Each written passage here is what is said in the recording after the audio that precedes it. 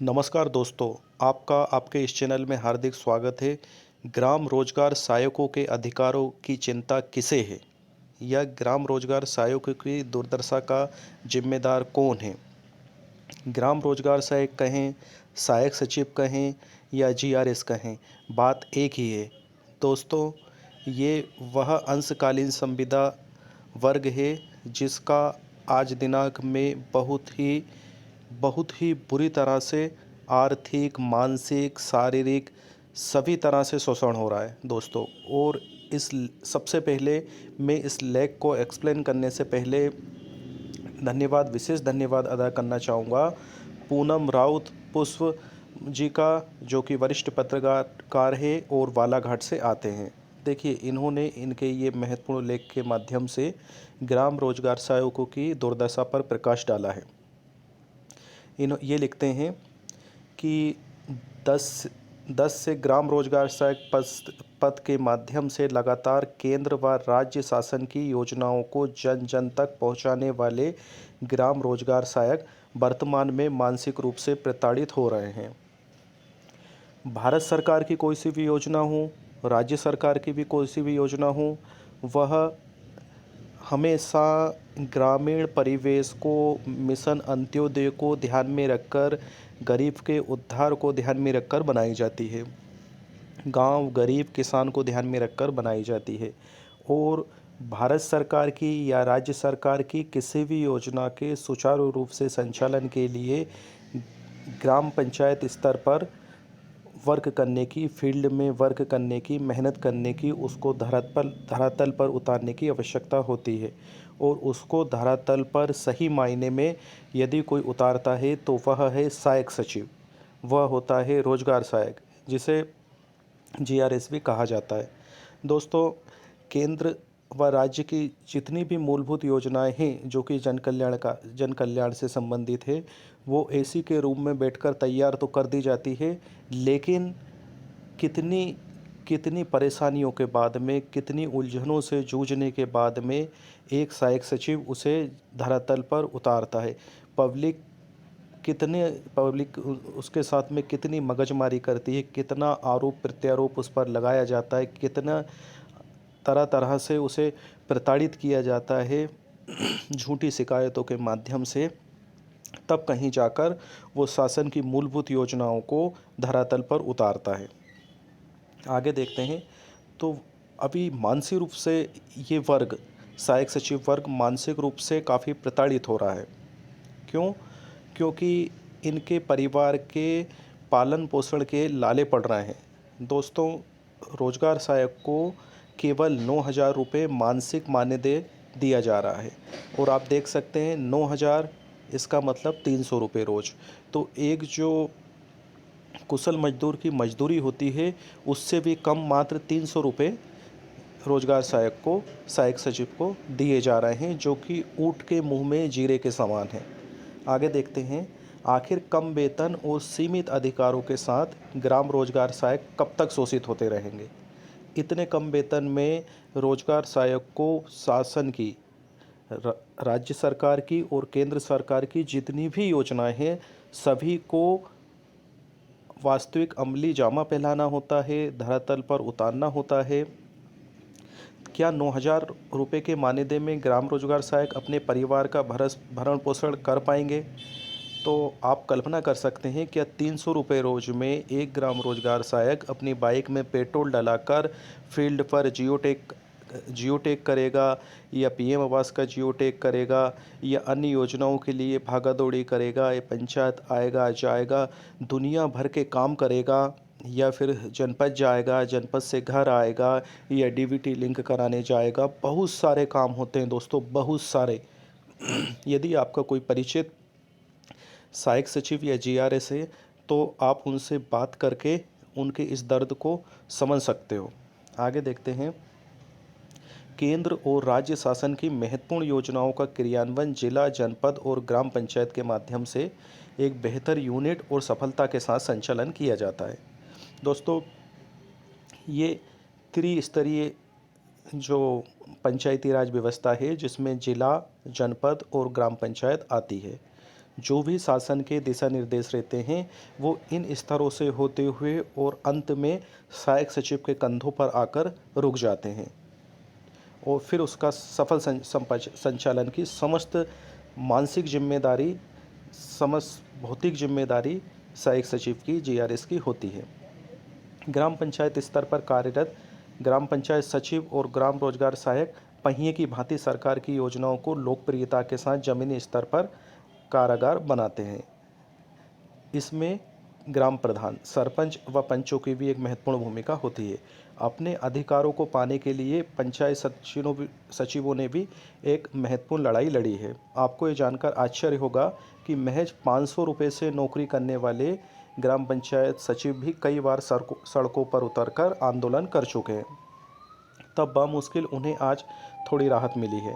तो दोस्तों, पंचायत सचिव का मानदेय 500 रुपये से शुरू हुआ था, जो कि आज वर्तमान में 34-35 हज़ार रुपये पर पहुंच चुका है। और वहीं हम यदि सहायक सचिव जीआरएस की यदि बात करें तो जीआरएस का मानदेय 3200 रुपये से शुरू हुआ और फिर 5000 हुआ और फिर 9000 पर अटक गया। 6-7 साल से जीआरएस के मानदेय में 1 रुपये की भी बढ़ोतरी नहीं करी गई है, केवल झूठा और कोरा आश्वासन दिया गया है। और साथियों, सहायक सचिव ग्राम रोजगार सहायक की इस हालत के लिए कहीं ना कहीं सहायक सचिव संगठन भी जिम्मेदार है, क्योंकि ऐसा माना जाता है कि एकता का अभाव है और यहाँ पर जो प्रदेश स्तरीय जो कार्यकारिणी समिति है सहायक सचिव की, वह वो पुरजोर तरीके से अपनी बात शासन के समक्ष रखने में बार बार असफल होते हैं और थक हार कर बैठ जाते हैं। आगे देखते हैं। 1995 से सरकार की विभिन्न योजनाओं को ग्राम पंचायत के संचालन करने वाले पंचायत सचिवों को अधिकारों के रूप में स्थिति बेहद चिंताजनक रही है। लंबी लड़ाई के बाद में सचिव को छोटे मोटे अधिकार मिले हैं। तो ध्यान देना दोस्तों, आसानी से नहीं मिले हैं, लंबी लड़ाई के बाद में मिले, लेकिन आज भी वेतन विसंगतियाँ जस की तस है। ठीक इसी तरह 2010-11 में ग्राम रोजगार सहायकों की भर्ती हुई, जिन्हें सहायक सचिव नाम दिया गया। 10-11 में ग्राम रोजगार सहायकों की भर्ती 3200 रुपये प्रति माह के वेतन के रूप में हुई थी, जो कि मैंने अभी आपको बताया है। जो आज 2022 आते आते अब 2023 आ गया है, महज 9000 रुपये ग्राम रोजगार सहायक वेतन पा रहे हैं। क्या मात्र 9000 रुपये वेतन पाने वाले ग्राम रोजगार सहायक अपने परिवार का उचित भरण पोषण कर पाएंगे, जो कि मैं अभी आपसे डिस्कस कर रहा था। दिन रात सरकार के साथ कदम ताल करने वाले ग्राम रोजगार सहायक आखिर कब तक शोषित होते रहेंगे। देखिए, जो लोग ग्राम पंचायतों की व्यवस्था को करीब से देखते हैं, उन्हें समझते हैं, उन्हें पता होगा कि ग्राम पंचायतों के माध्यम से केंद्र और राज्य शासन की बहुत सारी महत्वपूर्ण योजनाओं का संचालन ग्राम रोजगार सहायक भी ग्राम पंचायत सचिव के साथ कदम से कदम मिलाकर दोस्तों करता है। ठीक है, ग्राम रोजगार सहायक भी आगे देखते हैं हम। किंतु सरकार को इस बात की तनिक भी चिंता नहीं है, आखिर कम वेतन और सीमित अधिकारों के साथ ग्राम रोजगार सहायक कब तक कार्य करेंगे। एक समय सीमा होती है दोस्तों। लगभग सहायक सचिव को, ग्राम रोजगार सहायक जीआरएस को 13-14 साल होने को आए हैं, लेकिन सरकार जीआरएस सहायक सचिव की सुध नहीं ले रही है, केवल झूठे और कोरे आश्वासन मिल रहे हैं। आगे देखते हैं। आज प्रदेश के लगभग 23,000 ग्राम रोजगार सहायक किस मानसिक पीड़ा के साथ कार्य कर रहे हैं। क्या सरकार को इस बात की थोड़ी भी चिंता है? यदि दोस्तों चिंता होती तो इतना लंबा समय बीत गया, जीआरएस हित में कुछ तो डिसीजन लिया जाता है, लेकिन अभी तक केवल सिर्फ यह बोला जाता है कि आपके लिए बहुत अच्छा होगा, बहुत अच्छा करने जा रहे हैं, बहुत अच्छी गुड न्यूज़ मिलने वाली है आपको, और आप धैर्य बनाए रखें, शांति बनाए रखें, आपकी फ़ाइल चल रही है, बहुत जल्दी बहुत बेहतर खुशखबरी आपको मिलेगी। केवल और केवल यही आश्वासन मिलते रहते हैं और होता जाता कुछ नहीं है। आश्चर्य की बात है कि जो हमारे कीमती वोटों से चुनकर विधानसभा या लोकसभा में जाते हैं, वह तो लाखों रुपए का वेतन पाते हैं, सरकारी सुख सुविधाओं, ऐशो आराम का भरपूर मजा लेते हैं, लेकिन जो अधिकारी या कर्मचारी शासन की महत्वपूर्ण योजनाओं को धूप, गर्मी या वर्षा की परवाह किए बिना दिन रात जनमानस की भलाई के लिए, पंचायत के विकास के लिए खुद को समर्पित कर देते हैं, उनकी फिक्र ना तो राजनीतिक दलों को है और ना ही जनप्रतिनिधियों को। आज ग्राम रोजगार सहायक के साथ भेदभाव किया जा रहा है। यदि ग्राम रोजगार सहायक की मृत्यु हो जाती है तो क्या उसके परिवार को या फिर उसके किसी नॉमिनी के लिए सरकार ने ऐसी कोई व्यवस्था बनाई है कि उसका परिवार सुरक्षित हो? दोस्तों, ध्यान देने वाली बात यह है कि रोजगार सहायक सचिव को शासन की किसी भी विशेष स्कीम का लाभ नहीं मिलता है, किसी भी स्कीम का लाभ नहीं मिलता है। रोजगार सहायक खुद सभी स्कीमों का, शासन की सभी योजनाओं का लाभ अन्य व्यक्तियों को दिलवाता है, लेकिन उसे उस चीज़ का लाभ नहीं मिलता है। यदि हम बात करें सम्मल कार्ड की, तो दोस्तों सम्मल कार्ड में यदि किसी की दुर्घटना से असामयिक मृत्यु हो जाती है तो उसके परिवार को 4 लाख दिया जाता है। लेकिन यदि वहीं उस सम्मल कार्ड को बनाने वाले रोजगार सहायक की यदि मृत्यु हो जाती है तो उसके परिवार को राज्य शासन द्वारा, केंद्र सरकार द्वारा 1 रुपया भी नहीं दिया जाता दोस्तों, 1 रुपया भी नहीं दिया जाता। आगे देखते हैं। आज महंगाई के इस दौर में ग्राम रोजगार सहायक 9,000 रुपये में से कितना पैसा बचा पाएगा जो उसके लिए सेविंग का आधार होगा? क्या ग्राम रोजगार सहायक को पेंशन, अनुकंपा या प्रतिवर्ष वेतन वृद्धि जैसी सुविधाएं दी गई है? बिल्कुल नहीं दी गई है, ना ही इस पर कोई विचार किया जा रहा है। आगे देखते हैं। क्या सरकार के लिए ग्राम रोजगार सहायक सिर्फ एक नौकर या मजदूर की तरह है? जी हाँ, बिल्कुल। 300 रुपये रोज़ सरकार दे रही है तो मजदूर से ज़्यादा और क्या है। जिन ग्राम रोजगार सहायक ग्राम पंचायत सचिव के कार्य करने से सरकार को शाबाशी मिलती है। सरकार राष्ट्रीय और अंतर्राष्ट्रीय स्तर पर सम्मान पाती है, अपनी पीठ थपथपाती है, मगर अपने ही कर्मचारियों को उनके वाजिब हक और अधिकार देने से कतराती है। दोस्तों, जिस तरह से आप देखते होंगे, आपको बड़े बड़े विशाल भवन दिखाई देते हैं, ऊंची ऊंची इमारतें दिखाई देती हैं, लेकिन आप ये गौर करना, आपको नींव का पत्थर नहीं दिखाई देता कि जो ऊंची ऊंची इमारतें हैं वो किसके आधार पर टिकी हुई है। उनका आधार क्या है? नींव का पत्थर। तो वही नींव का पत्थर जीआरएस है, वही नींव का पत्थर सहायक सचिव है, जिसका कर्म, जिसकी मेहनत बिल्कुल नहीं दिखाई देती।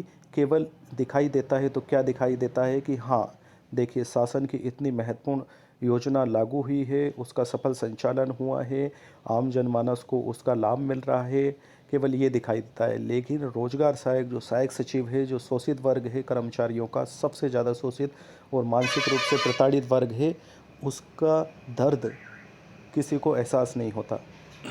आगे देखते हैं।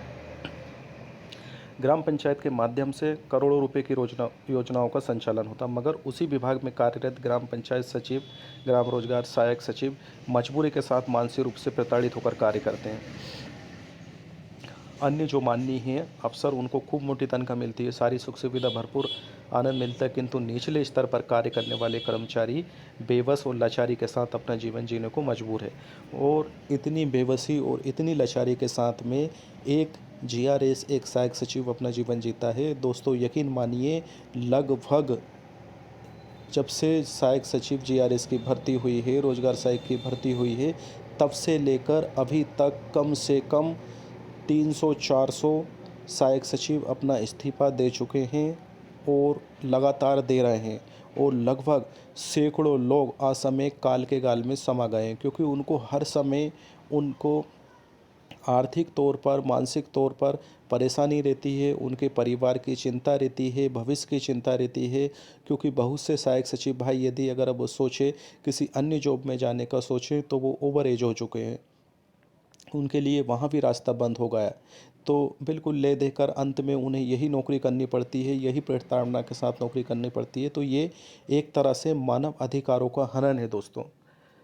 हम देखते हैं फिर आगे।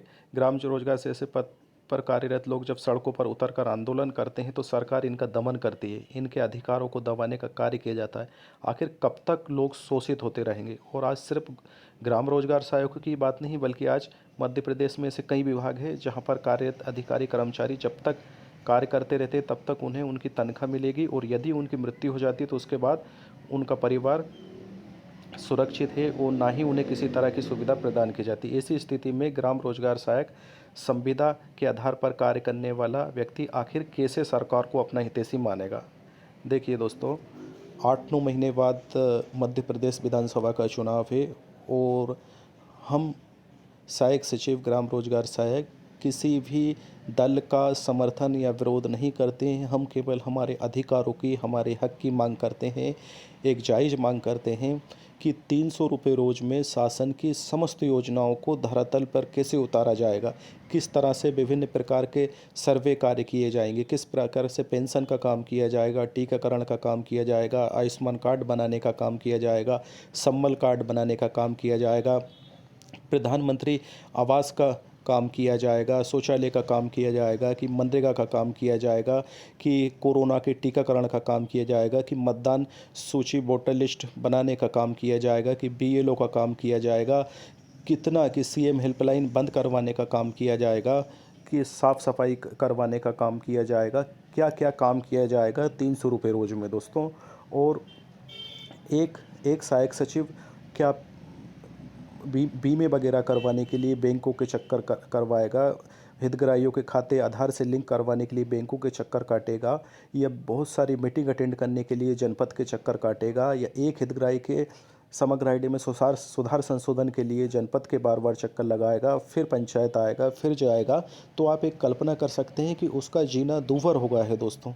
और इसीलिए बहुत बड़ी संख्या में सहायक सचिव, रोजगार सहायक भाइयों ने अपने पद से इस्तीफा दे दिया है।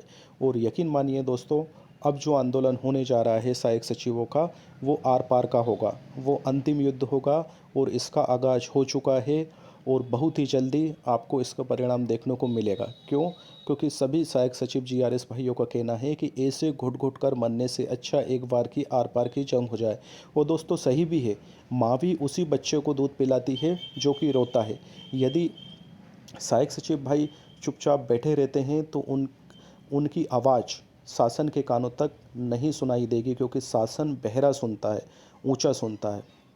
उसके लिए उन्हें कुछ न कुछ करना ही होगा, और इसका एकमात्र उपाय आंदोलन, हड़ताल ही है दोस्तों।